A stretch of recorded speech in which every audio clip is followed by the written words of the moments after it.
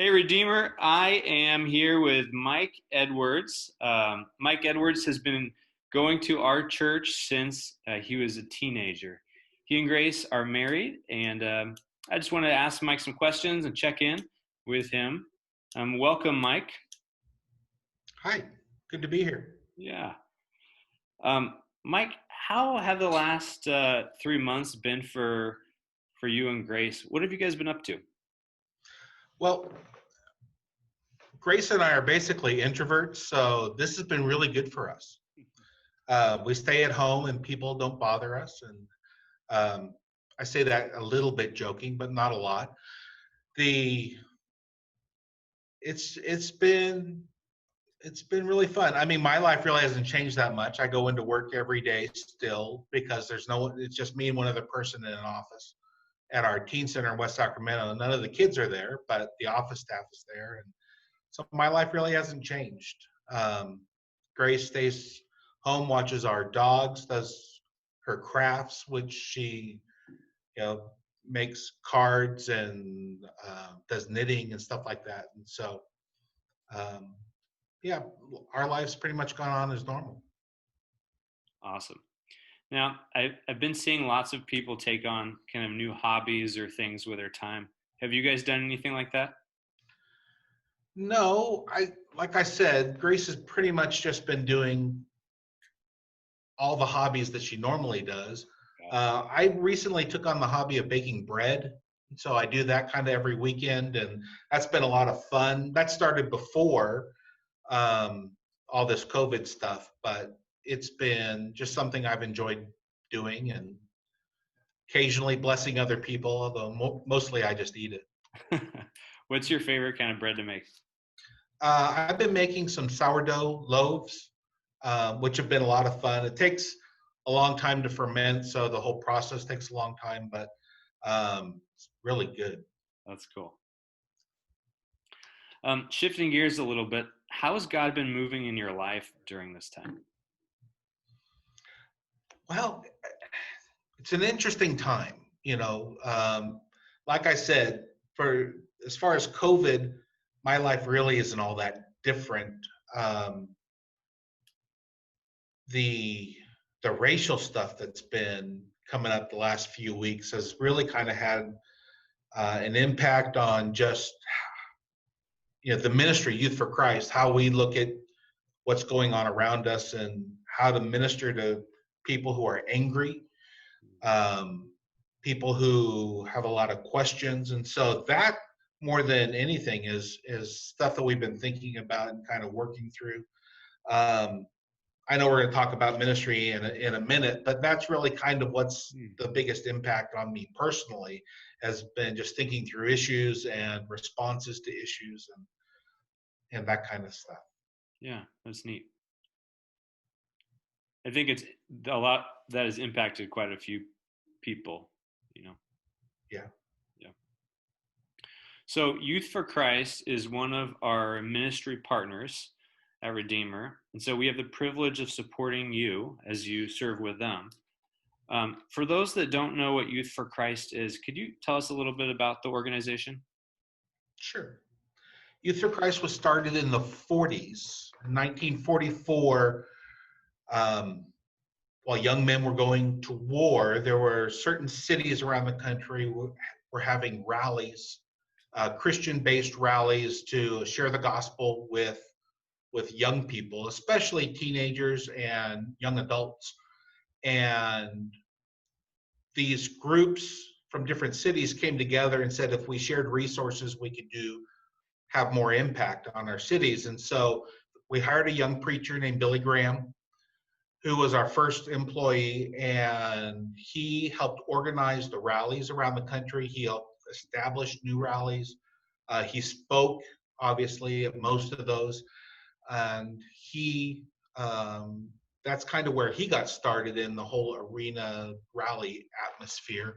He left in 1948 to start his own organization. You may have heard of it, but he got started with us, and YFC did Saturday night rallies through the 50s, 60s, into the 70s We had our first rally in Sacramento in 1946, Mm.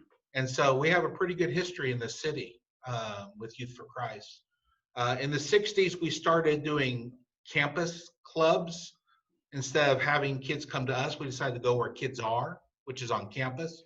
We called them Youth for Christ clubs. We later changed the name to Campus Life clubs. And Campus Life is something that we still do today. Meeting with kids who go to a particular middle school or high school campus, and create a club atmosphere, and have the opportunity to share the gospel with them. We've also started city life programs, which includes our teen centers, like this one I'm at in West Sacramento. We have one in Citrus Heights on Sayonara Drive. We have a basketball program in South Sacramento that we do. And we're just starting up a program called Juvenile Justice Ministry, which is reaching out to kids who are in the juvenile facilities and who are getting out of the juvenile facilities, giving them mentors and one-on-one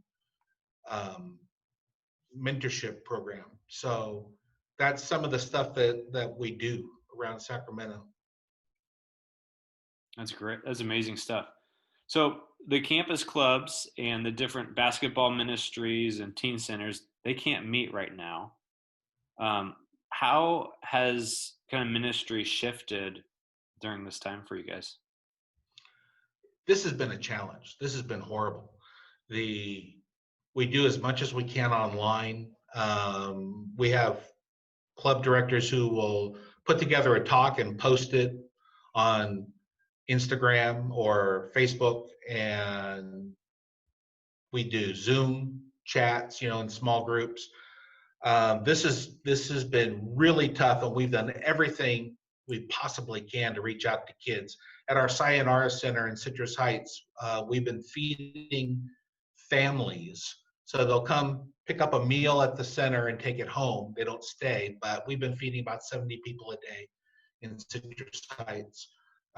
We feed a smaller group in West Sacramento on a weekly basis. And we've just recently started meeting face-to-face with kids again in small groups. The goal is a 5-to-1 relationship with kids, which helps us build deep relationships and share the gospel and what we call Christ-sharing relationships. With a 5-to-1 ratio, and that includes all our volunteers are doing that as well as our paid staff. And so just in the last week, we started doing that again, and which has been nice. So, and we have a couple of outings planned in July out at the lake, larger group stuff. But this has been a weird time. It's just been horrible. Yeah. Have you seen God moving in the weirdness and the hardness? Yes, because God doesn't stop working. Yeah. And I think this has been a tough time for kids too.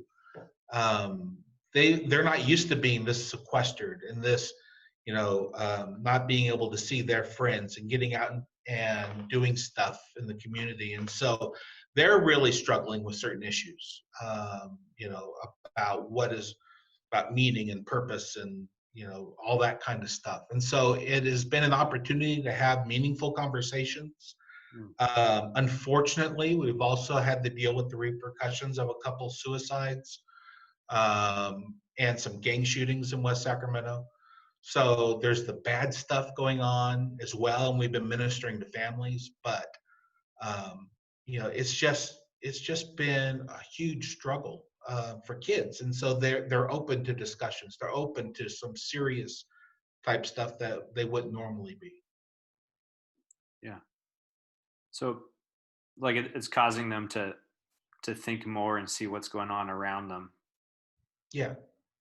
Asking questions about meaning and purpose and stuff, because all they do is sit by themselves in their room.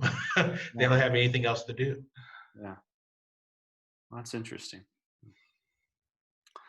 How might Redeemer continue to support what God is doing through Youth for Christ at this time?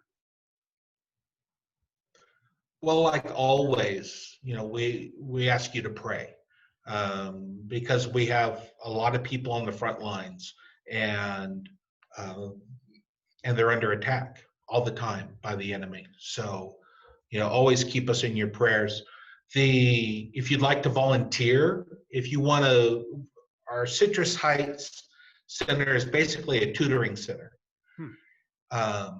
And so if you would like to tutor elementary, junior high age kids, um, they need the help, and we could use the volunteers. And that also gives you the opportunity to build relationship. Again, everything we do is to bring everything back to Christ. And so tutoring, basketball, club, all those are tools to give us the opportunity to sit down one-on-one with a kid. Yeah. And so if you can be, if you're nervous about sharing your faith, you don't have to, at least not in the beginning. You can just talk about math or history, and that's a good place to start. So we could use volunteers. We have campus life clubs in Granite Bay and Roseville that always need volunteers. I would love to see us start something at Casa Roble High School, but that's probably down the road. And then a very specific thing, we're selling fireworks coming up in the next couple weeks. So if you want to come by one of our booths, unfortunately, they're not very close to Orangevale. We have one in West Roseville.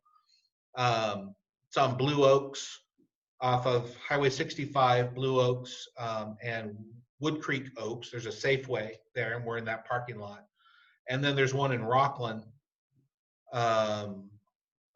off of Rockland Road on Granite Drive in the Safeway parking lot. So if you wanted to swing by, buy some fireworks, that helps boost our sales. That gives us money to work with kids. So, yeah. Awesome. How far is the Sayonara Drive complex from Redeemer Covenant? It is right off of Sunrise Boulevard, between, well, south of Greenback, so the opposite direction of Madison. So you go south on Sunrise, and just a couple blocks. So it's not that far. Yeah. Yeah. Close. So we've had a couple people from Redeemer. I know Travis Allen was a tutor there for a while. And so we've had one or two people from Redeemer come by and tutor there. My mom helps provide lunch there once a week or once a month. That's amazing. Depending on her schedule. Yeah. That's great. And we'll post the addresses for the fireworks stuff below here in the comments or in the email here.